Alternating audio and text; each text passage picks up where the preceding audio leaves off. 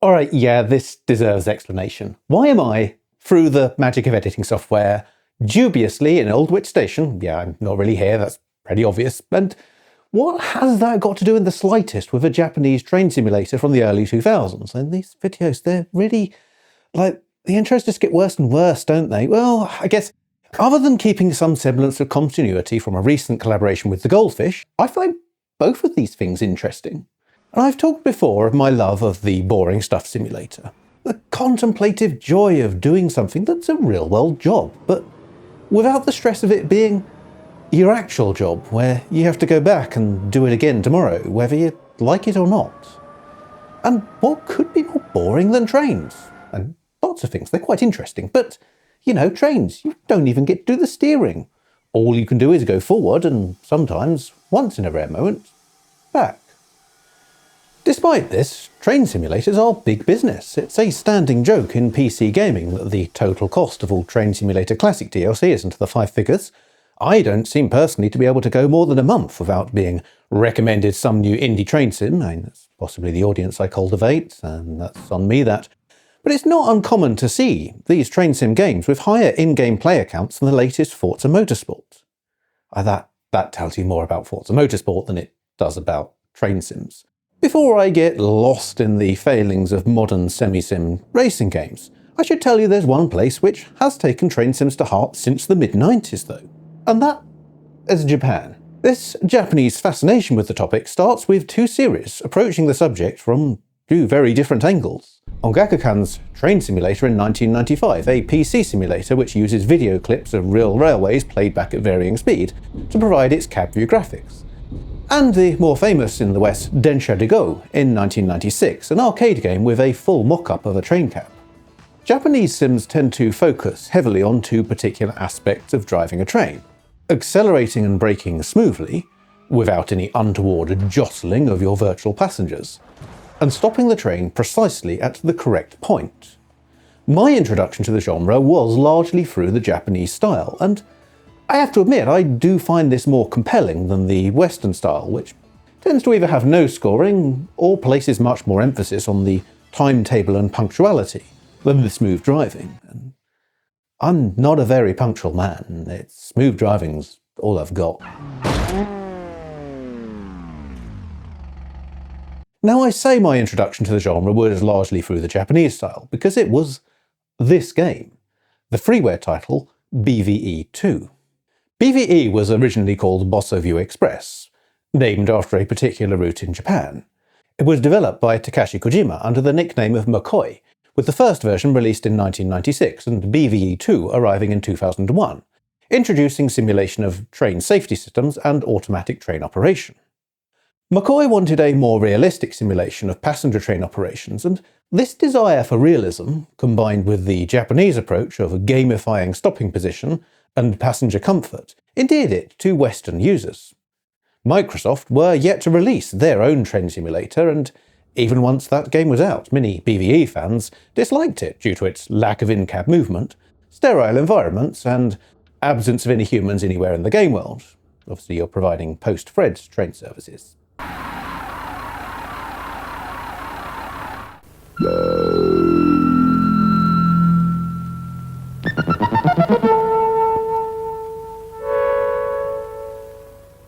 If you wanted another realistic sim, you were kind of stuck with a bunch of oddball software which was often ancient, unfinished, or both. One of your best options if you wanted a decent simulation of UK routes and rolling stock was to run Paul Robbins' series of train driver games for the Amiga, which were looking quite antiquated by this point. Perhaps the most relevant feature of BVE was that while McCoy's own routes were fairly simplistic renditions of Japanese commuter railways, the file formats he'd used to create them were text-based and therefore very easy to understand. It took a while for BVE to become established outside Japan, with most early UK train sim sites concentrating their efforts on Polish simulator Mechanic. However, by 2001, files to get the game running on non-Japanese versions of Windows were available, and the first few routes were starting to appear. Something add-on developers realised early on was that BVE was excellent at recreating subway and metro systems. Some of the very first UK routes to be released included the Glasgow subway and the London Underground Northern Line. Now, I say I enjoy boring stuff simulators, but I do have a couple of problems with train simulators specifically that cause me to bounce off them in a way that I don't with, say, truck or bus simulators. The first is the time investment. Scenarios often run to an hour or more, and shorter ones tend to also be a bit on the dull and easy side. The other is that on a long route, there are often extended stretches where you're not really doing anything. Now, sure, Euro Truck Simulator has its motorways, but on those you still have to go around corners, overtake slow traffic, and keep an eye on fuel consumption and fatigue. It's a lot more engaging than 10 minutes of running through a 40-mile-an-hour temporary speed restriction at constant speed. The Tube, though, that doesn't have 10 minutes of running at constant speed, because the only time you spend that long getting from one station to the other is when there's one of those extended stops to regulate the service, as TfLs say. The longest officially timetabled time from station to station on the entire network is 8 minutes, and that's on the outer reaches of the Metropolitan line and includes the time spent accelerating out of Chesham and braking into Chalfont and Latimer. This makes the Tube perfect material for train simulation because there's always something to do. You're barely accelerating out of one station before you have to start thinking about where to slow down for the next one, so you don't have to crawl slowly along half the platform from an over-enthusiastic brake application, or worse, overshoot the stopping point. Remember, while these are London trains, it's still a Japanese game at heart. Those stopping points are important. Many's the time I've spent having to reverse back because I failed at that. That short interstation distance is part of why the Tube has so many disused stations, because some of them were so close together that they simply had no reason for passengers to alight there, especially if they only had slow lifts to get up to the surface. Down Street, for example, was simply pointless between Green Park and Hyde Park Corner, both far more popular. And Aldwych suffered heavily from this. It was originally planned as part of the Great Northern Piccadilly and Brompton Railway, acting as the start of a branch connecting the main route of what we now know as the Piccadilly line to somewhere else. They hadn't really decided that, but possibly into the City of London rather than skirting north of it, or connecting to Temple for an interchange with the District and Circle lines, or perhaps heading south of the river to give the Waterloo station a direct route to North East London. That's, early Tube barons. They kind of didn't always have a great plan. The Temple plan disappeared before construction started, and the other two plans didn't even last until the station opened as Strand in 1907, although the Waterloo extension plan was revived every so often, Waterloo not being amazingly well connected, but without that, Strand, renamed to Aldwych in 1915, just didn't make sense. It was only served by a shuttle train. Surface access through was a mere 2 small lifts, and in the time it took you to wait for the shuttle and rattle slowly to street level in the lift, you could easily just walk from Holborn. Aldwych stayed open in some form for nearly 90 years, although even by the 1960s, London Underground were augmenting the minuscule passenger revenue by allowing filming to take place when the station was not in use. But unfortunately, after all those years open, the lifts needed refurbishing or replacement, and the £3 million bill was simply not worth it for something used by pretty much, nobody. At least for commuting. As I mentioned, from early on, Aldwych's lack of use as a station gave it a second life as a filming location which looked like a station, because it was. The Tube is a constant in London life, at least north of the river, and if you wish to add that little bit of local colour to a film set here, then there's nothing better than having your characters walk into one of those iconic Leslie Green or Charles Holden buildings, end up on the platforms of a completely different station, and make a journey which is frankly implausible given the current Tube map. Yeah, we really love watching films and pointing that out. The problem with doing that, other than pedantic Londoners, is the Tube tends to already be in use as the public transport system for a major global city, and even when it's switched off at night, there's maintenance work to be done, and this only gets worse if you have a historical production and can't be dealing with LED signage and adverts for internet-connected dishwashers in the background. The solution? Film at Aldwych. This is still done to this day. And if this production wasn't on the kind of budget where I am cheaply and badly magic masking footage of myself over photos of Aldwych Station I took years ago, then maybe I would be doing that. I am also quite lazy. That requires organising. The other advantage is you can dress up the set to appear however you like and leave it that way.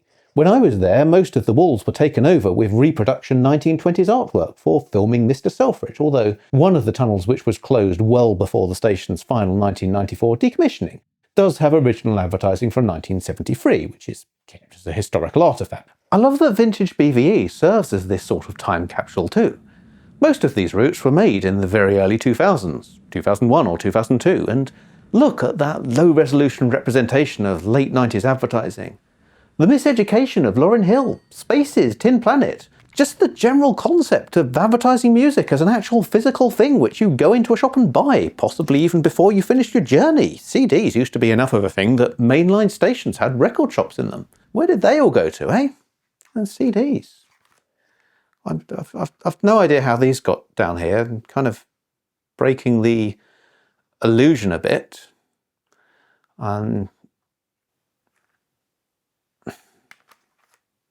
But for me, the appeal of a good boring stuff simulator is about creating a sense of time and place. I said it in my video about OMSI, it's not just about the buses, it's about the setting of 80s and early 90s Berlin. It's the kind of thing you miss in a racing game where you're mostly concentrating on the next apex, the next overtake and the next braking point.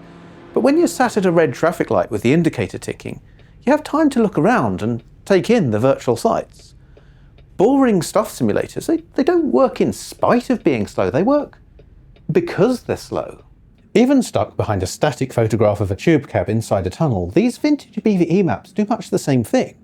There's not so much to concentrate on with driving the train that you can't look around and get a feel for a place and a time. And I feel more confident than usual on this one, as I was frequently in this place at about this sort of time.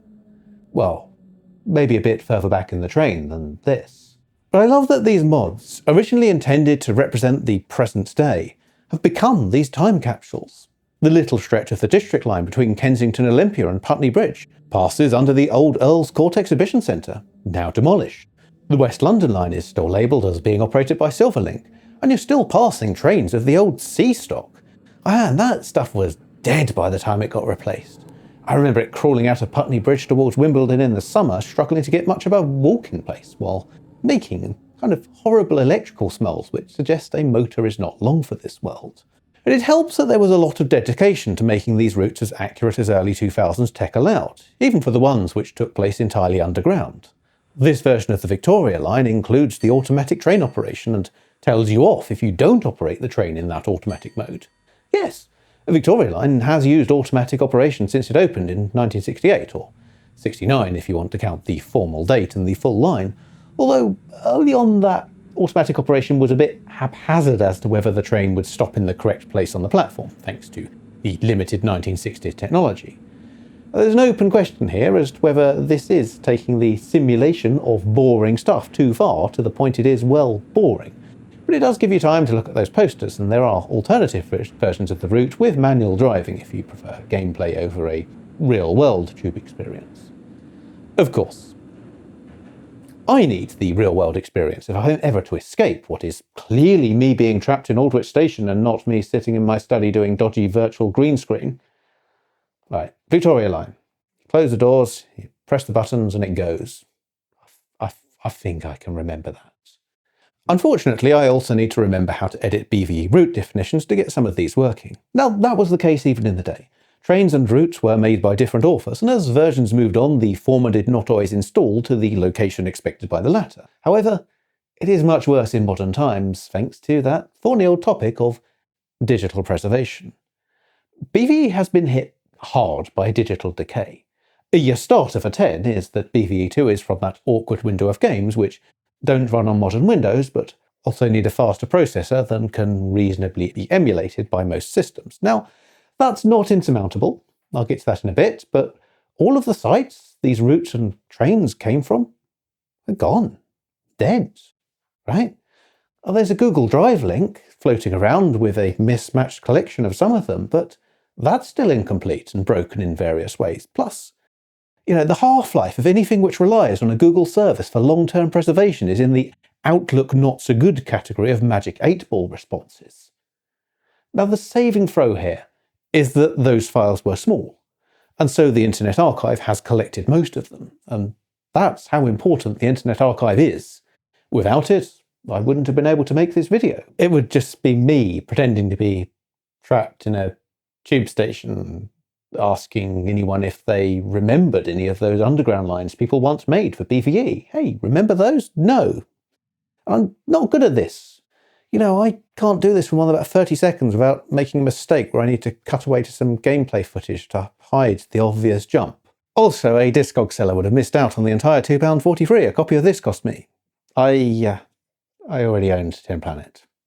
The good news is you don't need to waste a stupidly powerful modern processor on emulating a Key62 or Voodoo Free to enjoy what can still be recovered. Although there's some Western versus Japanese weirdness to contend with here. See, BVE2, the version I've been showing you, had a cancelled follow-up, but McCoy came back in 2005 with BVE4.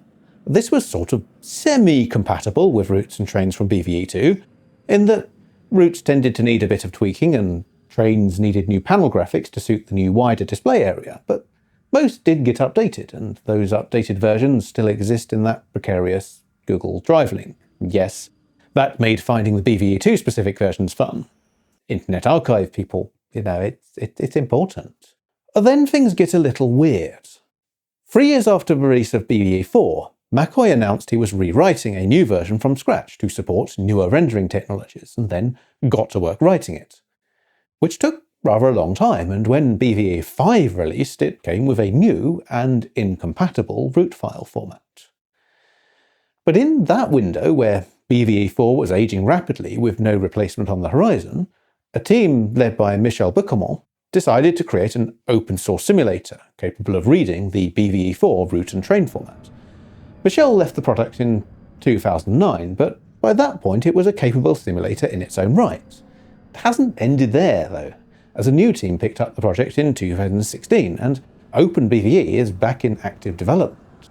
In the meantime, McCoy continued developing BVE, with the latest version BVE6 first releasing in 2020 and introducing a new vehicle file format.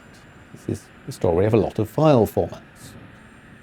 So there are now two parallel BVE-like games, each using different file formats, although the OpenBVE team have intentions to support the BVE5 root file format. In terms of enjoying the tube, OpenBVE is the one you want, and you may find some routes have moved on from the BVE2 versions I've been showing you. I hope they haven't got rid of Tin Planet. But speaking of which, I think I've learnt enough about the operation of tube trains. It's time to escape. Through a means more exciting than just turning off the green screen.